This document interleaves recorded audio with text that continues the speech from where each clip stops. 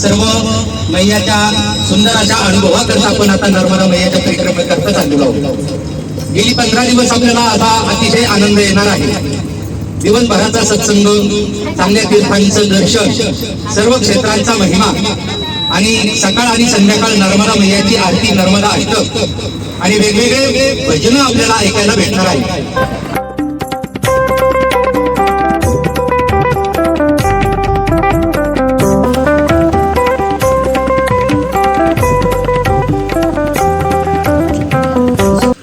नमस्कार मैत्रिणींनो, आपला शेतमाळा या चॅनलमध्ये आपलं पुन्हा स्वागत आहे। तर मैत्रिणींनो, आज आहे रविवार 1 मार्च 2026 आणि सकाळचे वाजलेले आहे 7:30। तर आता आज मी निघालेले आहे नर्मदा परिक्रमेच्या प्रवासाला आणि देवगडला पण जायचं आहे गाडी घेऊन। तर भरपूर असं नियोजन केलं होतं, पण नेमकं आमच्या ऋषांगला आहे ना खूप असा ताप आलाय आणि तो झोपलेला शे अजून। तर थोडंसं मन आहे ना नाराज झालंय, पण काही नाही, कारण त्याला गाडीत जर बसवलं ना ताप येतच तर त्याला खूप उलटे आहे, त्याच्यामुळं त्याला घरीच ठेवावं लागणार आहे आणि त्यामुळं ज्योतीला पण घरीच थांबावं लागन। आणि आज आम्ही ठरवलं होतं देवगडला जायचं, गाडीची पूजा महाराजांच्या हातून करून घ्यायची। तर ते सगळं आम्ही करणारच आहोत आणि 2-3 पाहुण्यांच्या इथं पण जायचं आहे, पेढे द्यायचे राहिलेत गाडीचे, तर त्यांचे पण फोन येतात, तर तिकडं पण जायचं आहे। ज्योतीची मावस बहीण आहे देवगडला, तर तिथं पण जायचं आहे। हा, तर चला आता नर्मदा परिक्रमेचा अनुभव तुम्हाला संपूर्ण अशा शेतमाळ्याच्या शॉर्टमध्ये मी टाकणार आहे, मुख्य व्हिडिओ टाकणार आहे। तर चला, व्हिडिओ स्किप न करता संपूर्ण अशी पाहत चला आणि मस्त अशा कमेंट करत चला। तर चला, कमेंटमध्ये शुभ जर्नी टाका सर्वांनी आणि सर्वांना शुभ सकाळ।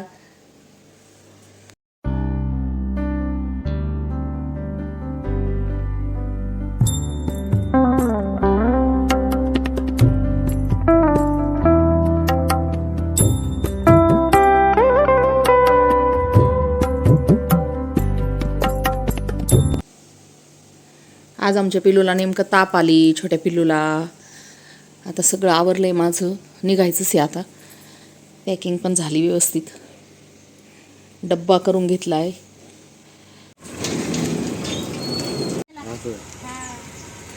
याला सोडतो तिथं दादा, त्याला तिकडून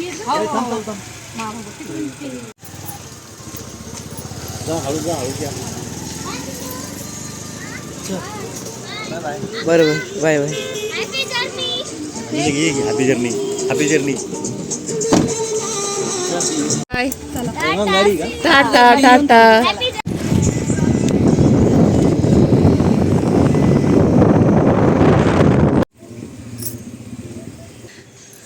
पा माझी मम्मी कशी चिकाटी ते अजून।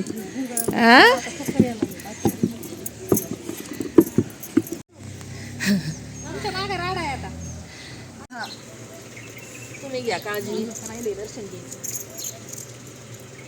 मोठे आहे जरा। आता सोडून येतो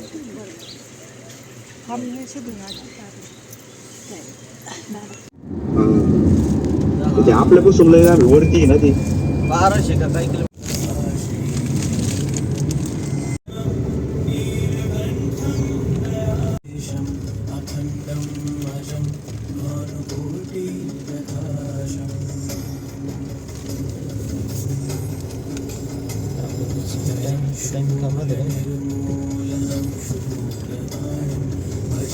नस्कर बाबा ना आपल्याला 8च टाइमिंग द्यायला स्टिक तसं काही नाही।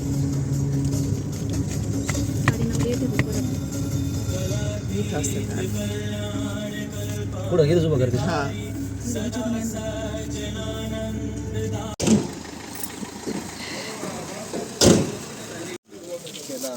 दुसरा माझं देवाला नाही घालायचं। लवकर उठले होते का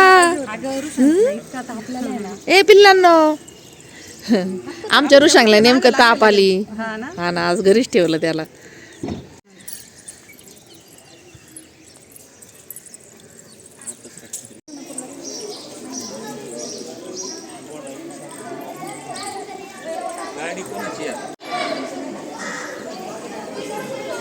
शाळेची सहल दिसते।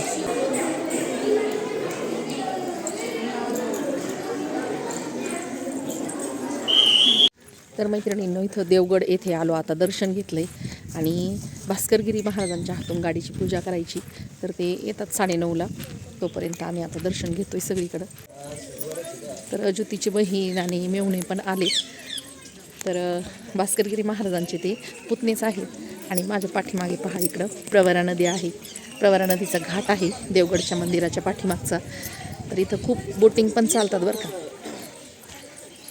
खूप सुंदर परिसर आहे देवगडचा, स्वच्छ सुंदर परिसर आहे. तर आज मी निघालेली आहे नर्मदा परिक्रमेला आणि त्या अगोदर दत्तगुरूंचं दर्शन घेतलंय.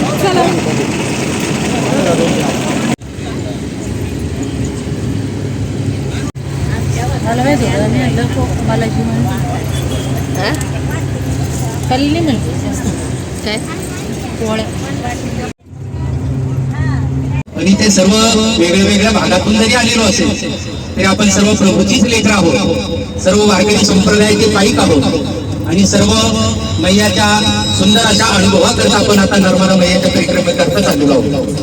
गेली 15 दिवस आपल्याला असा अतिशय आनंद येणार आहे.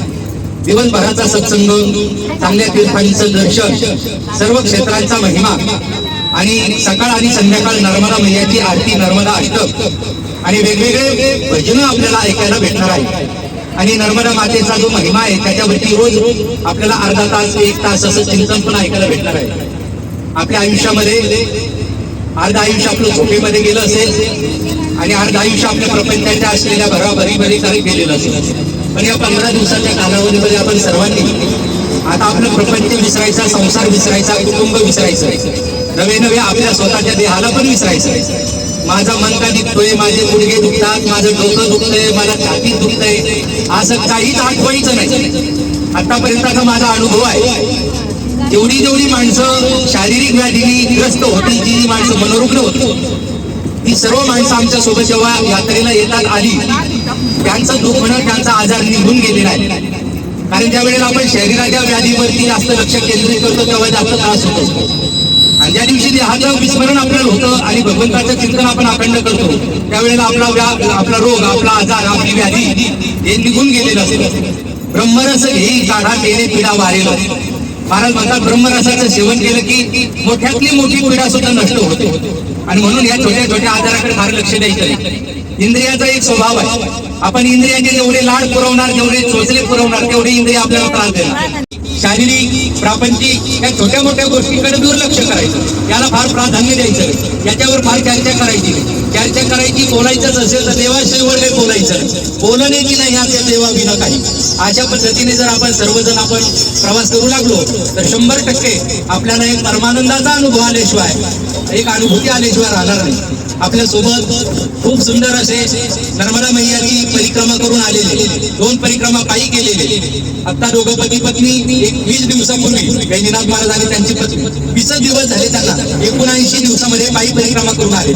आणि मागच्या वर्षी पण महाराजांनी स्वतः पायी परिक्रमा केली.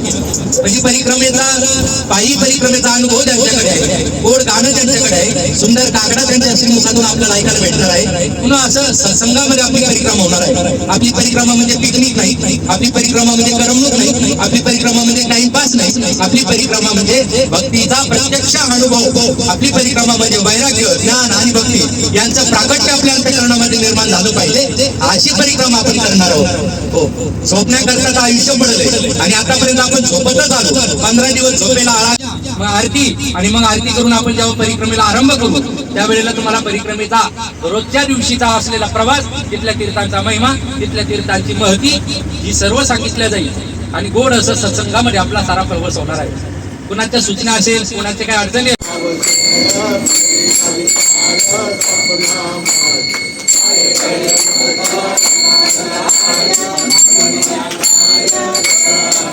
भागवत